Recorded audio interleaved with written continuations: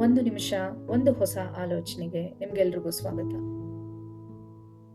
ಇವತ್ತು ನಾವು ತಿಳ್ಕೊಳ್ಳೋಣ, ನಮ್ಮ ಮೌಲ್ಯದ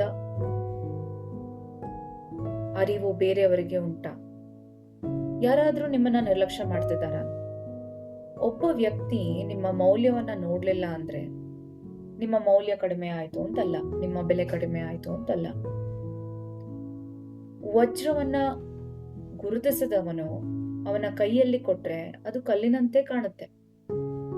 ನಿಮ್ಮನ್ನು ಗೌರವಿಸುವ ಜನರೊಂದಿಗೆ ಇರಿ, ವ್ಯವಹಾರ ಇಟ್ಟುಕೊಳ್ಳಿ, ನಿಮ್ಮನ್ನು ಪ್ರೀತಿಸುವ ಜನರೊಂದಿಗೆ ಮಾತನಾಡಿ, ಹೆಚ್ಚು ಕಾಲ ಕಳೆಯಿರಿ. ಎಲ್ಲಿ ನಿಮಗೆ ಅಗೌರವ, ಪ್ರೀತಿ ಇಲ್ಲವೋ, ಎಲ್ಲಿ ನಿಮಗೆ ಮೌಲ್ಯವಿಲ್ಲವೋ ಅಂತಹ ಕಡೆ ಇರಬೇಡಿ. ಇದು ಎಲ್ಲರಿಗೂ ಒಳಿತು. ನಿಮ್ಮ ಮೌಲ್ಯವನ್ನು ಎಂದಿಗೂ ಕಡಿಮೆ ಮಾಡಿಕೊಳ್ಳಬೇಡಿ. ಧನ್ಯವಾದಗಳು.